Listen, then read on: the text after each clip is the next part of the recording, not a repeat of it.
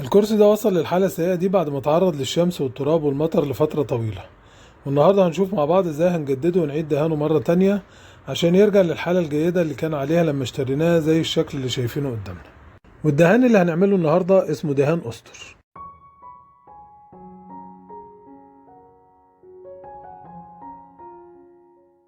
أول خطوة هنعملها هي الصنفرة.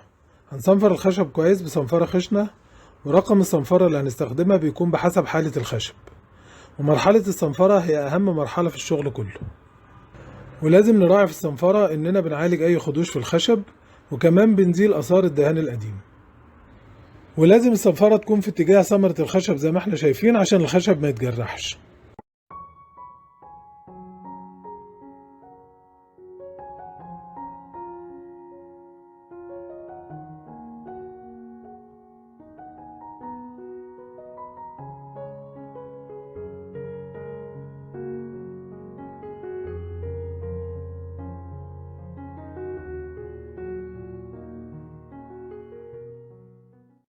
وده شكل الكرسي بعد ما خلصنا المرحلة الأولى للصنفرة، وبدأ يظهر معانا الخشب بتجزيعاته وشكله الطبيعي.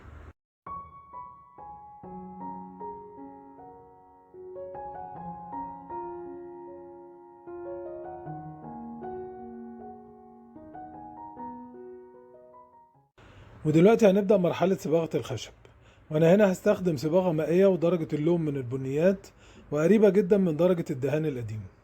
وطبعا كل واحد يقدر يستخدم أي نوع صباغة خاصة بالخشب، ويختار أي لون بحسب رغبته. ونقدر نعمل الصباغة فرشة دهان أو بأي قطعة قماش قطن. والأفضل طبعا إننا نجرب الصبغة على أي قطعة خشب صغيرة قبل ما نشتغل بيها على القطعة بتاعتنا لحد ما نوصل لدرجة اللون اللي احنا عاوزينها.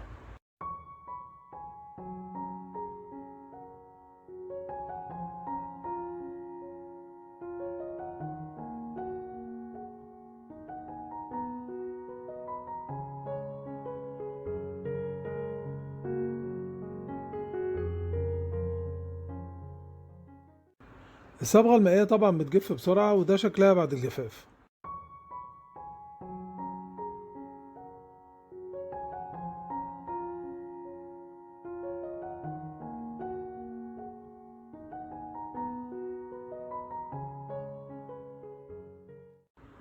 بعد الصبغة ما تجف بنشوف درجة اللون، لو كانت هي الدرجة المطلوبة بنمسح الخشب بقطعة قماش قطن جافة عشان نشيل أي زيادات في الصبغة.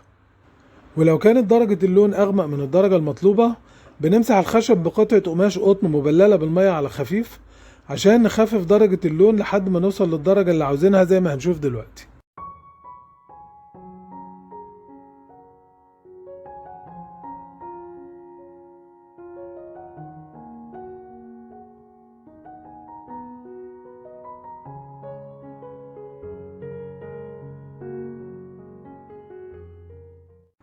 ودلوقتي وصلنا لمرحلة دهان السيلر.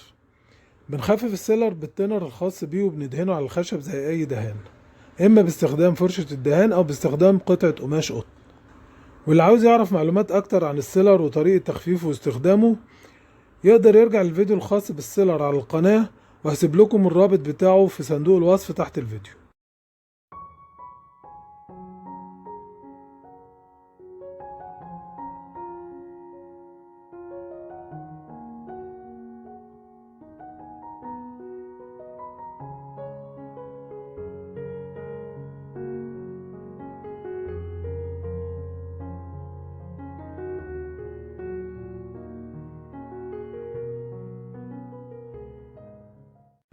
بعد السيلر ما جف بنصنفر الخشب بصنفرة ناعمة أنعم من الصنفرة الخشنة اللي استخدمناها أول مرة.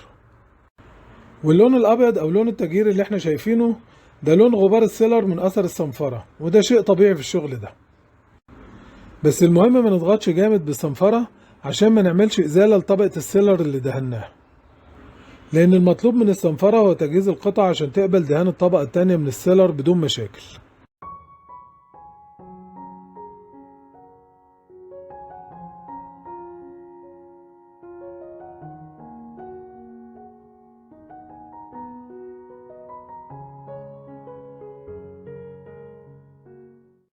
وبعد ما ننضف غبار الصنفرة بقطعة قماش قطن جافة هندهن الطبقة التانية من السيلر بنفس الطريقة اللي عملناها في دهان الطبقة الأولى.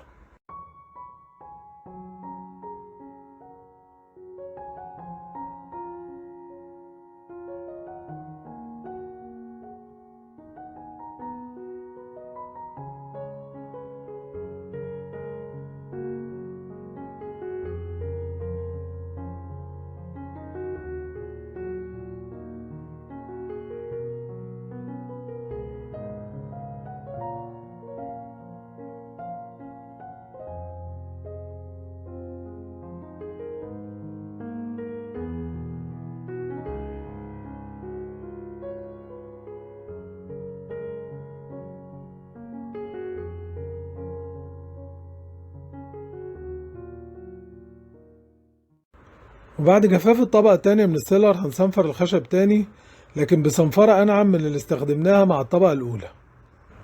وبحسب حالة الخشب اللي بنشتغل عليه كل واحد يقرر إذا كان هيكتفي بطبقتين سيلر أو هيدهن طبقة تالتة باستخدام نفس الخطوات اللي عملناها.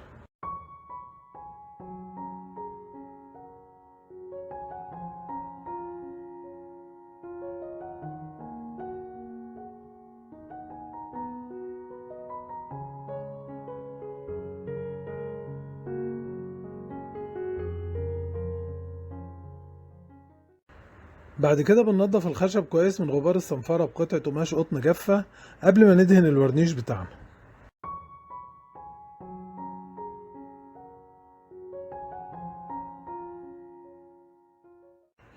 ودلوقتي وصلنا لمرحلة دهان الورنيش، وهي آخر مرحلة في الشغل بتاعنا. ومهم جدا إن الورنيش اللي هنستخدمه ما يكونش المذيب بتاعه تينر زي السيلر، عشان ما يأثرش على السيلر اللي دهناه ويحصل فيه مشاكل. يعني نستخدم ورنيش يكون المذيب بتاعه نفط مثلا. وبنفس الطريقة هندهن طبقتين ورنيش أو أكتر بحسب رغبة كل واحد.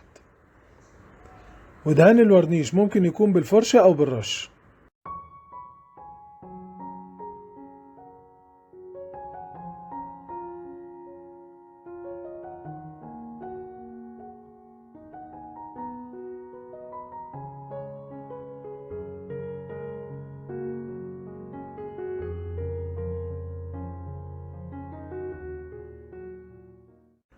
اكتبولي في الكومنتات مين فيكم هيقدر يجدد قطع الأساس اللي عنده بنفس الطريقة بعد ما شاف الشرح، ومين مش هيقدر، وإيه الصعوبات اللي ممكن تمنعه من التنفيذ.